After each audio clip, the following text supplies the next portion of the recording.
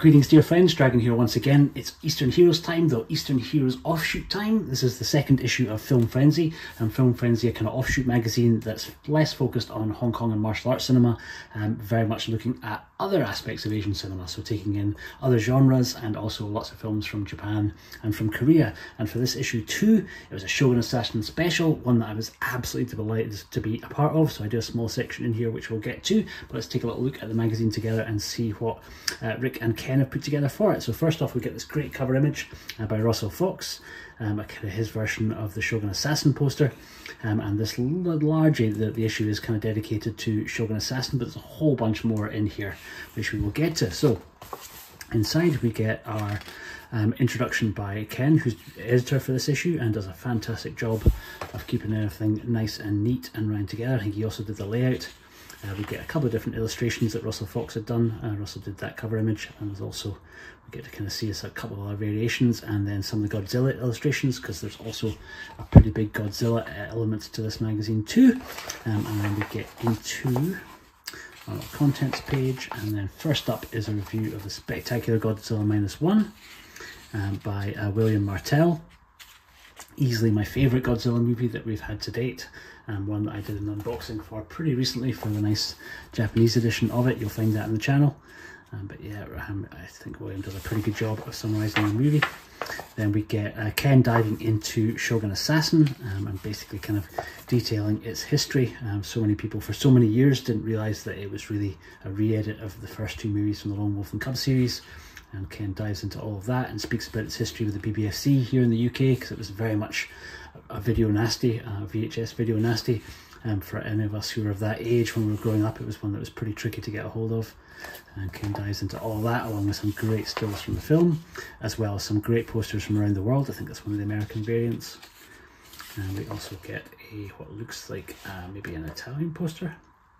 Pretty cool. And Ken does a roundup of all the different Lone Wolf and Cub movies, so the original 6 starring Tomosabu Wakayama, and then the re-edited version of Shogun Assassin, the offshoot films, the TV movies, the TV series, and then a couple of the more recent TV series all in one place, and kind of gives you a great overview of all the times that the character has been seen in live action. Then we dive back to the source and take a look at the original manga that spawned the live action movies, created by Kazuo Koike and Gozeki Kojima. And one of the great things that Ken's done here is given us some great side-by-side comparisons, so you can sort of see the shots in the original manga and then their live action versions.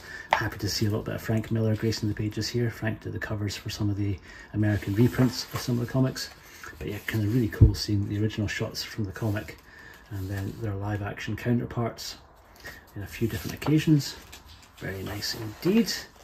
Kind of one of the covers of one of the omnibus books. Awesome. Then we step away from Shogun Assassin and jump to Bruceploitation, and a little very kind of quick summary of a few Bruceploitation movies here. This is to kind of go hand in hand with the separate Eastern Heroes Clones of Bruce Lee issue, which if you haven't picked up you'll find on the Eastern Heroes website still, which was kind of done to really help highlight the great work that Seven are doing, and the wonderful documentary that's going to come out very recently. And very, very cool. And we get a whole bunch of different kind of Bruceploitation posters. Very nice indeed. Then we jump to the big man, to Godzilla, and we kind of get a fantastic overview kind of the different eras of Godzilla, really. So Ken takes us right the way through the Showa era movies, which were certainly my first introduction to the character, through the Heisei era, through the Millennium era, and lastly to the Reiwa era. And just very, very cool kind of seeing such a great kind of deconstruction of all the films. Some much, much better than others, some pretty cheesy, but all very good fun, and all of them infinitely more enjoyable than some of the more recent American versions from their Monsterverse, which I'm happy to see that Ken's not really spent too much time on, really. But yeah, fantastic, absolutely fantastic.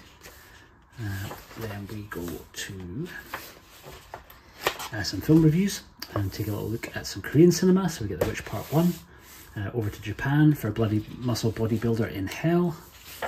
Then we go to Wars in Chinatown for mainland China, the sequel to The Witch movie, The Witch Part 2, again from Korea.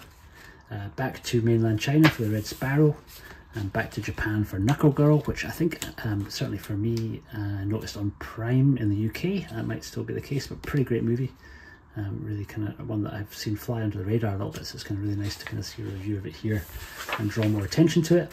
The fantastic Project Wolf Hunting from Korea, In My Mother's Skin, Sakura with Donnie Yen and Viren from India, I think.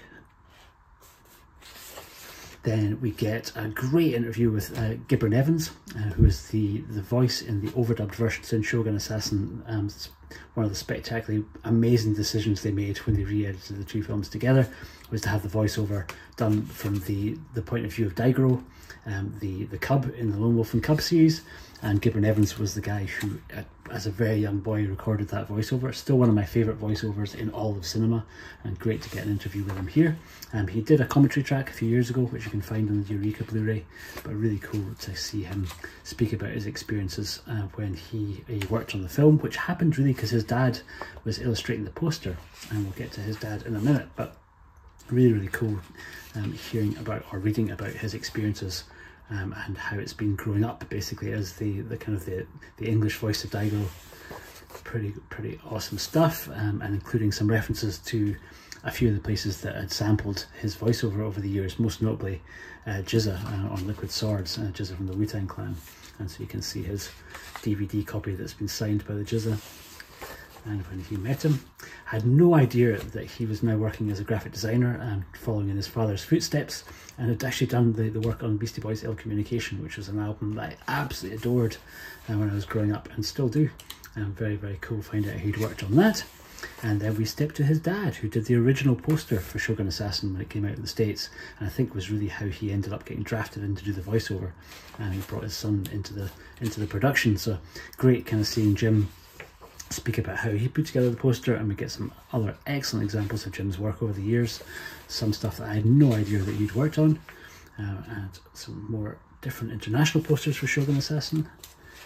And go to Jim's original work, which is certainly the one that I remember seeing when I was growing up. It was the one that was almost on the cover of the VHS releases.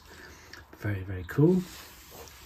Then a few flyers he's done for different bands, Queens of the Stone Age for Pearl Jam, for the Beastie Boys, some stuff for the Saw movies, and then more recent work for Quentin Tarantino for Once Upon a Time in Hollywood. Very, very cool. Then there is me, and instead of doing my 5 fingers of discs, this time around it is Lightning Discs of Death. And so I did a summary of basically the different versions of Lone Wolf and Cub and Shogun Assassin that you can find on Blu-ray and on DVD, mostly looking at Blu-ray. So obviously the Criterion set is the it's the one that leads the pack for me, still the best version of the movies that you can get out there, including that excellent little blueprint that you get of the baby cart. There's a wee Easter egg hidden in the spine. But yeah, I did my summary of the Criterion set, of the Eureka release, which had that wonderful commentary track with Gibran, and with, I think there's a separate track as well with Rick Myers on that disc. Then looked at the out-of-print Amigo version from the States. Arrow a couple of years ago did a great Lone Wolf and Cub book by Tom Mez, and then also kind of included the Bounty Hunter trilogy from Radiance Films, which has fairly recently been released, and you can find my full review of all 3 of those movies up on my channel as well. I'll leave a link down to that below, but also starring the incredible Tomosabaru Wakayama, the Shogun Assassin himself, Ogari Ito, in a different one of his franchises that did very, very well. Then we go to Hector Martinez, joining us again. Hector contributed so much to Eastern Heroes over the last couple of years with his Bruce Lee collections, but he has more kind of gems in his collection for us to see here.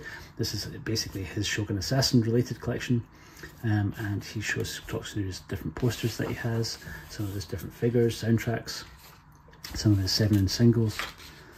Pretty damn cool. And he'd met Gibran.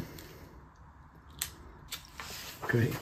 Then some more film reviews, and this time looking at other monster movies, but all monster movies from mainland China, which really very rarely get spoken about, so it's kind of cool that Ken's pulled some of these together here. So we get Mutant Tiger, we get Chang'an Fog Monster, we get Monster of the Deep, The Wolves, Curse of the Kraken, Snake 4, The Lost World, Jurassic Revival, not in any way a Jurassic Park knockoff, honest. The Beast in the River, and then the Meg 2, which some people might not appreciate as a Chinese movie, but technically it's a lot of Chinese money, and it has Wu Jing coming back for the sequel and taking over from Fan Bingbing from the first one.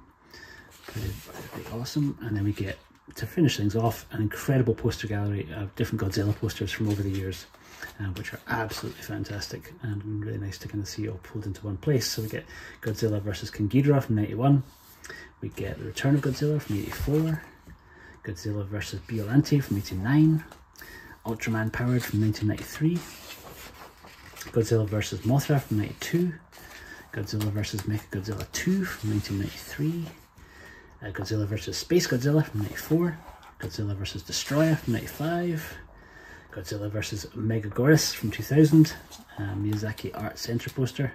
Just kind of pulled together kind of a few different examples of some of the Godzilla films alongside Star Wars and a few other treats there. King Kong Lives from 86, Godzilla Final Wars from 1995, Tentacles from 1977, the visual guidebook of the first Godzilla from 1983, and then wrapping things up with Godzilla Final Wars from 1995. And then that is a little wee promotion for Russell Fox, the illustrator of the cover. You can go and check out some of his prints at lonefoxandcub.com. Then lastly, get a review of the documentary Enter the Clones of Bruce, which is by Rick, a contribution to this issue. He talks about the documentary, which I've still to see, but I'm very excited to get my hands on the Severin box set, and that'll be the time that I can finally check out the documentary, which has been in years in production and looks like it's going to be absolutely spectacular. I know quite a few of you have already seen it at various festivals, but I'm desperate to get a chance to check it out, and hopefully we'll get a chance to soon, because I just had noticed that my Severin box set shipped just yesterday actually, so hopefully it'll be here very soon. And rounding things up, we get a little teaser telling us that the next issue is going to look at Steve Wang's Guyver movies, amongst, I'm sure, many other things. And that is it. That's Film Frenzy issue number 2. I will leave a link down below to the Eastern Heroes website where you can track down this issue if you have not already. I've been the Fanatical Dragon. Thank you so much for joining me for this, and I'll see you on the next one. Take care.